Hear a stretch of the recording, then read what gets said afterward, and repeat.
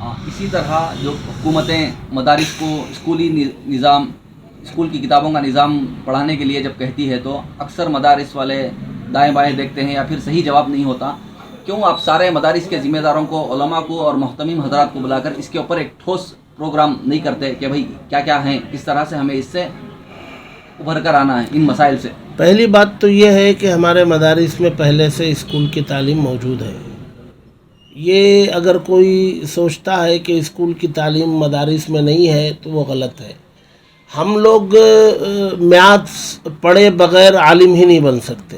ہمیں جائیداد تقسیم کرنا ہوتا ہے تو ہم میاتھس میں ماشاءاللہ بہت ماہر ہوتے ہیں. آپ کوئی بھی جائیداد لا کے ان کے وارثین بتائیں گے، ہم 2 منٹ میں اس کا حساب ڈال کے بتا دیں گے. اسی طریق پر جو ہے انگریزی زبان ہمیں اس حد تک پڑھائی جاتی ہے جس سے ہم اپنا کام خود کر سکیں. ایئرپورٹ پہ امیگریشن فارم بھر دیں اور بینک میں اپنا چلان بھریں، چیک خود سے لکھیں، ریلوے اسٹیشن پر اپنا فارم خود بھریں. اب جب سے نیٹ وغیرہ آیا ہے تو ہمارے مدارس نے بھی یہ معیار اور بڑھا دیا.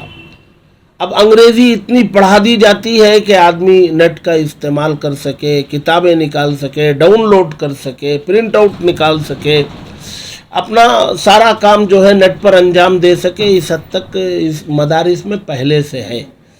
اب ان لوگوں کا مقصد اور ہے. ان لوگوں کو ہماری تعلیم سے دلچسپی نہیں ہے. ہماری تعلیم سے حکومتوں کو دلچسپی ہوتی تو پرائیویٹ اسکولوں کے لیے لائسنس کیوں نہیں دے رہے ہیں؟ وہاں پرائیویٹ اسکولوں کے لیے لائسنس پر ہمیں روک لگاتے ہیں، ہمیں کالج کی اجازت نہیں دیتے ہیں، ہمیں یونیورسٹیز بنانے کی اجازت نہیں ملتی ہے. یہاں اس مدرسے میں پڑھنے والے بچوں کو اسکول کی تعلیم میں اتنی دلچسپی کیوں ہے؟ نیت میں کھوٹ ہے. وہ کیا چاہتے ہیں کہ مدارس میں پڑھ کر کے جو لوگ تیار ہوتے ہیں وہ لوگ جو ہے خالص مذہبی ہوتے ہیں اور ان کا اثر سماج میں بہت زیادہ ہوتا ہے. وہ لوگوں کو خالص مذہبی رہنے دینا نہیں چاہتے ہیں، وہ خلط ملط کر کے بین بنا کے چھوڑنا چاہتے ہیں. تو الحمدللہ اگر وہ اسکول کی تعلیم مدارس میں لازم کرتے ہیں تو ہم تو پہلے سے کر رہے ہیں. اس کو تھوڑا سا منظم کرنا ہے، آرگنائز کرنا ہے، اس نظام کو ہم آرگنائز کر دیں گے. تو ہم نے کر لیا.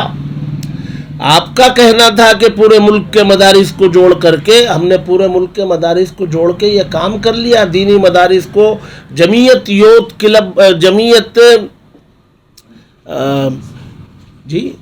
جمعیت اوپن اسکول بنایا، اس کو NIOS سے ٹائی اپ کیا.